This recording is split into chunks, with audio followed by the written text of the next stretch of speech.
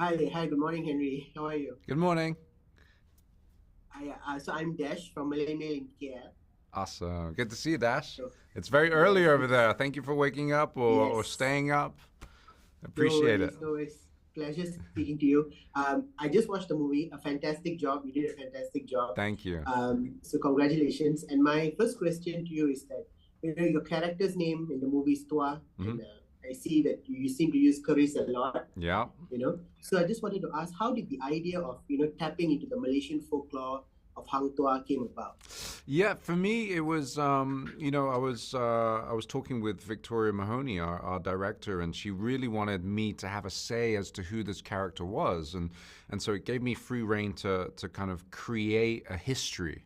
And I really wanted to put my history, my Malaysian roots, into this character. So we were playing around with a couple names, and she had two in particular, and Tuah was one of them. And from my time growing up in Malaysia, and I was always enamored with this idea of the folklore of Hang Tuah. And I was like, this is perfect. Like, this is exactly what it was kind of meant to be, weirdly. And then she was like, all right, what kind of weapon would Tua have? And I was like, it has to be a kris, because this is traditionally a Malayan weapon from Pencak Silat, as well as sort of Yes. Indonesian and that region. So I don't think we've ever sort of seen kind of in a Hollywood setting or a Hollywood movie representation in that sense. So I'm really proud that we're able to do it, and I hope the Malaysians and the Southeast Asians kind of catch on that, like, that is for the area for sure. Right. And yes, as Malaysians, we are very proud of the fact that you have decided to tap into that. Also, my second question would be: could you briefly describe the role of Toa? Yes. So Tua is a newcomer to the old guard, but he is one of the older of the immortals. So the only person that knew of his existence was is Andy, and by choice and by design, because I think millennia ago he decided to sort of become the recluse who kind of became the historian, to really research who the immortals are and what effect they have on civilizations, and to kind of understand what we are.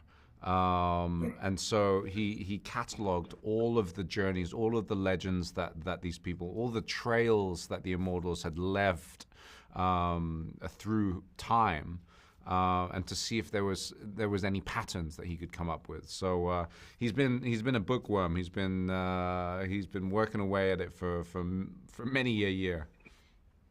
So, what aspect of his character would you say that kind of resembles you in real life? I think I think there's parts of me sometimes where I just love to be alone, and I love kind of doing my own thing, be it sort of photography or even computer games or watching a movie. Like, I just love my own time. I'm very comfortable in that, and I think Tua is definitely that kind of guy. So yeah, I'd say that aspect. And how would you look at Olga 2 as in your filmography? How does this addition, add to your filmography? No, I love action. I wish we got more of it in this one, but hopefully there'll be more to come. But I think it's not only is the action amazing, but it's the human element. It's the struggle with this idea of living forever.